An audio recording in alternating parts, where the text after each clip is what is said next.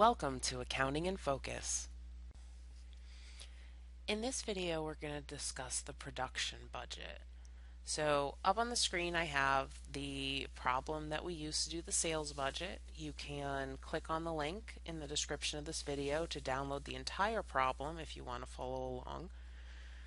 So this is the second in the series of budgets. The sales budget's first, then you do the production budget. Now, when you have a long problem like this, sometimes it's really difficult to figure out, okay, what exactly do I need? Typically, these problems are laid out pretty much in order of the information that you're going to use. So the first information talks a little bit about the company and then talks about sales. So this is the information that we use to do the sales budget, right? That's what we used. Okay, then it talks about all sales are made on account and when the company's going to collect the money. We're going to use that later. Then it says at the end of 2012, the company should have 3,000 airplanes in inventory. Okay, so now we're talking about finished planes. And in order to avoid shipping delays, the company wishes to have 20% of next month's sales in inventory at the end of each month. Okay, so this information to me, this is what we need for our production budget. Okay, so I actually copy that and put it on my Blackboard. Okay, so the purpose of the production budget is to determine how many units you are going to need to produce. Okay, so if you look at the bottom, I've got my budget all set up, and the last line here is units to be produced. Okay, so this is how many units we're going to make in each month and then the total for the quarter.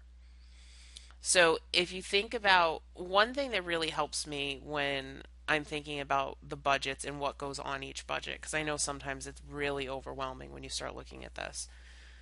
If I keep in mind, okay, what is the purpose of my budget, right? In this case, it's units to be produced. And then I think, okay, so how do I get there? So in this case, I'm going to start with my unit sales. So I'm going to start writing those in. So that's 30,000 for January, 55,000 for February, 25,000 for March, and my total's 110,000 for the quarter. Okay, so now if I'm thinking about production and I'm thinking about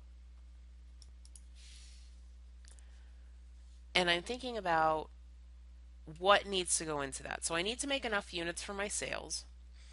And then I'm going to want some left over, right? Because I don't want to start the month off with no units, right? I want to start February off with 0 because then we have nothing to sell, right? We'd have to wait until we make airplanes before we can start selling for February. That's called desired ending inventory. It's the inventory that I want to have, okay? So, all right, so if I add up the number I need for my sales and the number I need for the inventory I want to have, that gives me the total number I need, right? So that's where total need comes from.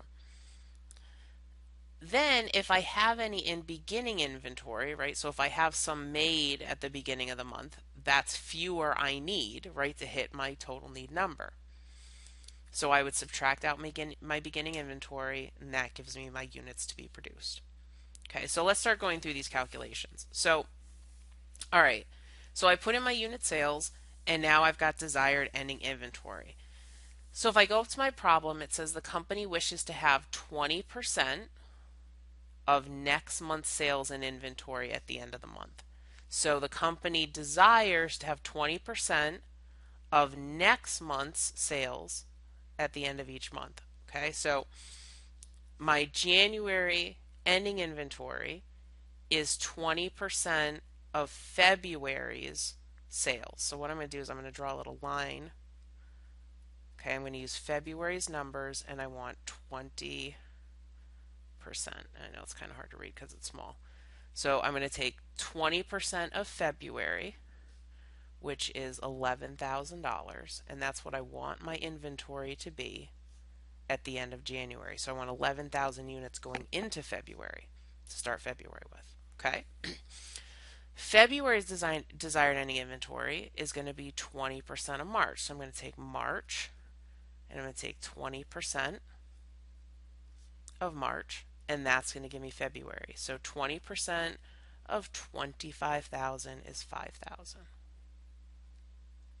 Okay. Now what about March? So March, my desired ending inventory is 20%. Well, it's not 20% of the total, right? So January was 20% of February, February was 20% of March, March is going to be 20% of April. That's why we have April's number up here. Okay, so 20% of 30,000 is 6,000. Okay, so be careful, like don't get in this pattern where you're like, okay, so this number's carrying down, this number carries down. Okay, make sure you really think about what you're doing. So I got this 6,000 because it's 20%. Okay, so I'll put it over here, 20% of April. Okay, that's where the 6,000 comes from. All right, now let's think about the total column. Okay, so my desired ending inventory for my total column. Now, my total column runs from January through March. Okay, so what is my desired ending inventory at the end of the quarter, which would be the end of March, right? Because we're talking ending. Well, we calculated March's ending inventory right here, right? So my total column, the desired ending inventory at the end of the quarter, is the same as the desired ending inventory at the end of March. Okay, because they're both the same day. If you think about it, right? This is March 31st. The end of my total column is March 31st. Okay, so that's the same day. So my total need, 30,000 plus 11,000 is 41,000. 55 plus 5 is 60. 25 plus 6 is 31. And 110 plus 6 is 116. Okay, so I hope you're with me so far. All right, so now we need to figure out what our beginning inventory is. Okay, so the problem says at the end of 2012, the company should have 3,000 airplanes in inventory. It says that right here. Okay, so the end of 2012 would be December of 2012, right? So at the end of 2012, the company should have 3,000 airplanes in inventory. So that means that December 31st, okay, because that's the end of 2012, December 31st, we should have 3,000 planes. So December's ending inventory becomes January's beginning inventory. Because if we had 3,000 planes on December 31st, then we should have 3,000 planes when we open the door on January 1st. Okay, so now we'll use that same logic to do February and March. So February's beginning inventory is whatever we had at the end of January.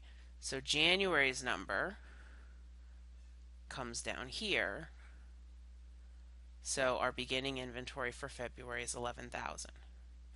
And then March's beginning inventory is February's ending inventory. So that's going to come down here. And that's 5,000. Okay, so now how do we figure out the beginning inventory for the total column? Remember, our total column runs from January to March. So if we want beginning inventory, that's the inventory on the first day, which is the same as January's inventory, right? So January 1st, we want to have 3,000. So for my total column, since that begins on January 1st, that's also 3,000. Okay, so now we can do our totals. I'll draw my lines here, trying to stay somewhat neat.